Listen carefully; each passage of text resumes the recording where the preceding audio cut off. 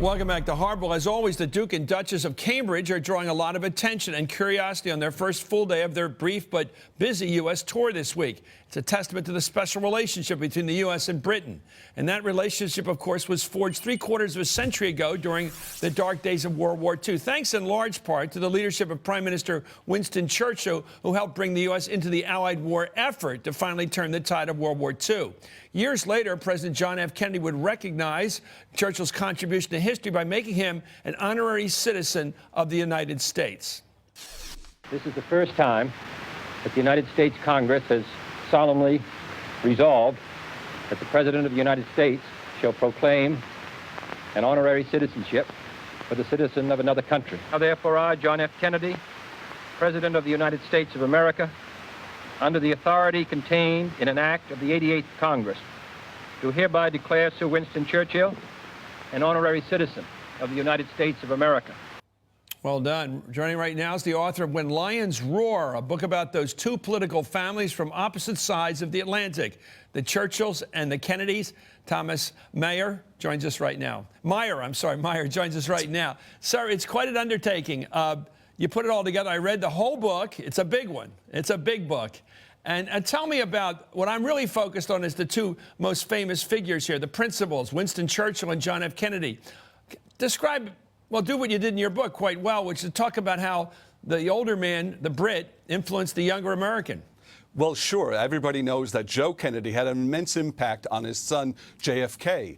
But intellectually, Winston Churchill was kind of the intellectual godfather, if you will, of JFK. From a very early age, there were people who saw JFK sick in bed at age 15, reading Winston Churchill's books. So he had a profound impact on his thinking, his view of the world.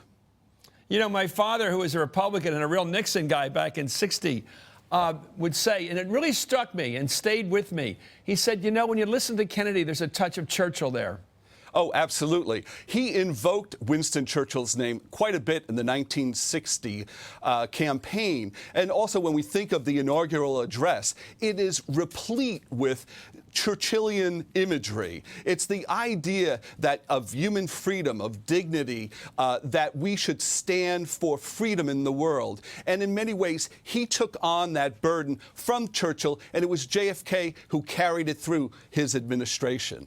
And he would sit in the bathtub listening to 78's records of Churchill's speeches to try to get that depth.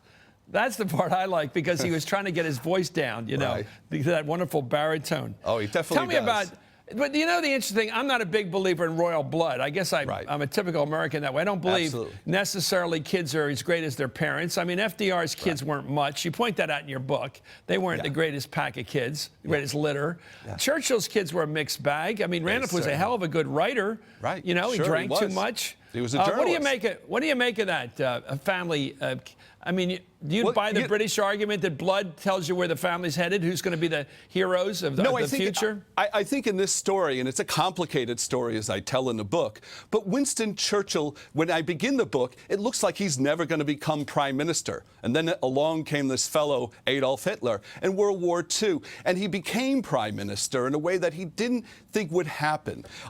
Randolph, his son, everybody thought he would become prime minister, but it never happened. Joe Kennedy's career blew up. He opposed U.S. entry into World War II.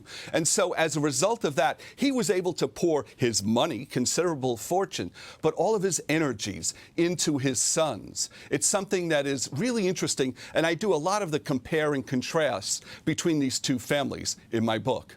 Yeah, it's interesting. I have real problems with Joe Kennedy, and his anti-Semitism was pretty rampant at times. But I also think he wasn't a good guy with other people, but he was a good daddy. Yeah, it's interesting how he was.